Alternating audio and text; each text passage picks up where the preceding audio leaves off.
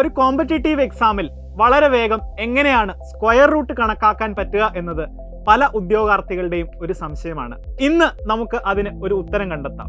വളരെ വേഗത്തിൽ square root കണക്കാക്കുന്ന മെത്തേഡാണ് നമ്മൾ ഇന്ന് ഡിസ്കസ് ചെയ്യുന്നത്. ഇവിടെ നമ്മൾ ആദ്യം അറിഞ്ഞിരിക്കേണ്ടത് 1 മുതൽ 10 വരെയുള്ള സംഖ്യകളുടെ സ്ക്വയർ ആണ്. ഇത് നമുക്ക് ക്ലിയർ ആയിട്ട് അറിയാമെങ്കിൽ വളരെ വേഗത്തിൽ തന്നെ നമുക്ക് ഈ സ്ക്വയർ റൂട്ടും കാൽക്കുലേറ്റ് ചെയ്തെടുക്കാൻ പറ്റും. ഉദാഹരണത്തിന് 1ന്റെ സ്ക്വയർ 1 ആണ്, 2ന്റെ square 4, 3 square 9, 4 square 16, 5 square 25, 6 square 36, 7 square 49, 8 square 64, 9 square 81, 10 square 100.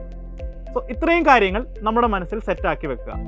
ഇനി നമ്മൾ ഫോക്കസ് ചെയ്യേണ്ടത് ഇതിൻ്റെ യൂണിറ്റ് ഡിജിറ്റിലേക്കാണ്, അഥവാ ഒറ്റയുടെ സ്ഥാനത്തെ സംഖ്യയാണ്.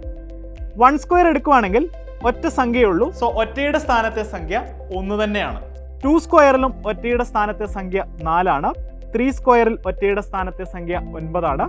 4 സ്ക്വയർ ആണെങ്കിൽ ഒറ്റയുടെ സ്ഥാനത്തെ സംഖ്യ 6 ആണ്. 5 സ്ക്വയർ ആണെങ്കിൽ അത് 5 വരും. 6 സ്ക്വയർ ആണെങ്കിൽ 6 വരും. 7 സ്ക്വയർ വരുമ്പോൾ ഒറ്റയുടെ സ്ഥാനത്തെ സംഖ്യ 9. 8 സ്ക്വയർ വരുമ്പോൾ യൂണിറ്റ് ഡിജിറ്റ് 4 ആവുന്നു. 9 സ്ക്വയറിൽ അത് 1 ആവുന്നു. 10 സ്ക്വയർ ആവുമ്പോൾ അത് 0 ആവുന്നു. ഇതിനെയെല്ലാം കമ്പൈൽ ചെയ്ത് നമ്മളൊന്ന് എഴുതുകയാണെങ്കിൽ യൂണിറ്റ് ഡിജിറ്റ് 1 വരുന്നത് 1 സ്ക്വയറിലും അതേപോലെ 9 സ്ക്വയറിലുമാണ് എന്ന് നമുക്ക് കാണാൻ സാധിക്കും. ഇനി യൂണിറ്റ് ഡിജിറ്റ് 4 വരുന്നതോ 2 സ്ക്വയറിലും അതേപോലെ തന്നെ 8 സ്ക്വയറിലുമാണ്. യൂണിറ്റ് ഡിജിറ്റ് 5 വരുന്നത് ഒരൊറ്റ കേസിൽ മാത്രമാണ്, അത് 5ന്റെ സ്ക്വയർ ചെയ്യുമ്പോഴാണ് എന്നും അറിഞ്ഞിരിക്കുക.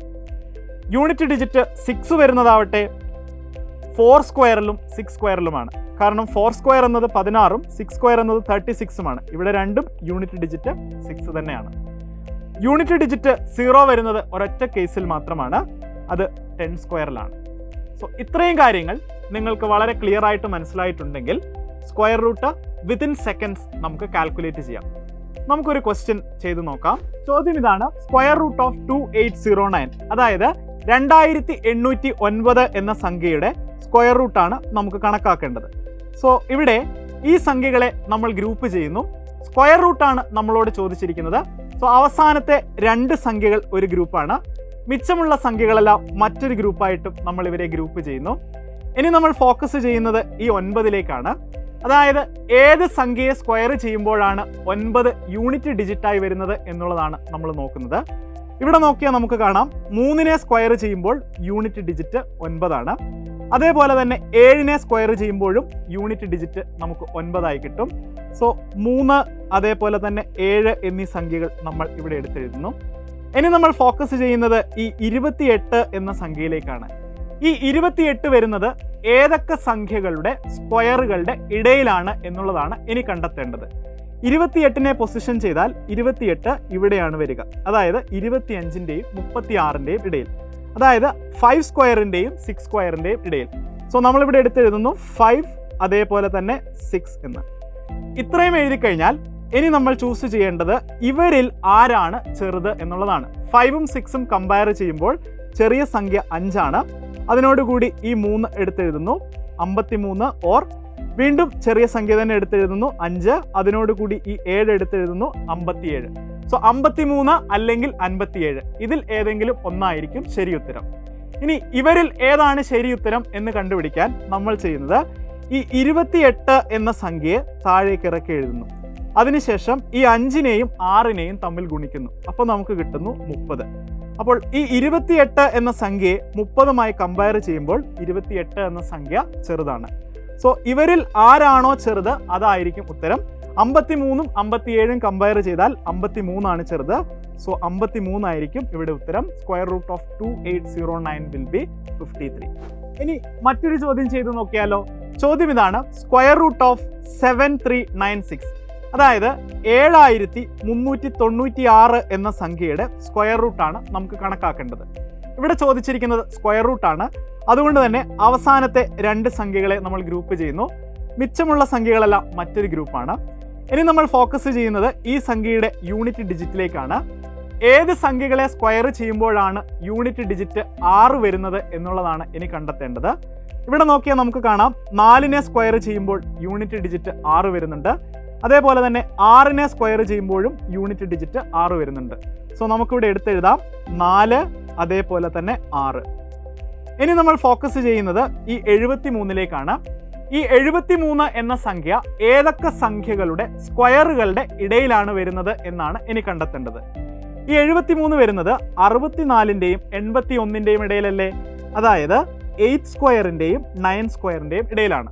സോ നമുക്കിവിടെ എഴുതാം 8 അതേപോലെ തന്നെ 9 എന്ന് എഴുതാം. ഇനി ഇവരിൽ ആരാണ് ചെറുത് എന്നാണ് കണ്ടെത്തേണ്ടത്. അതിൽ ചെറുത് 8 ആണ്.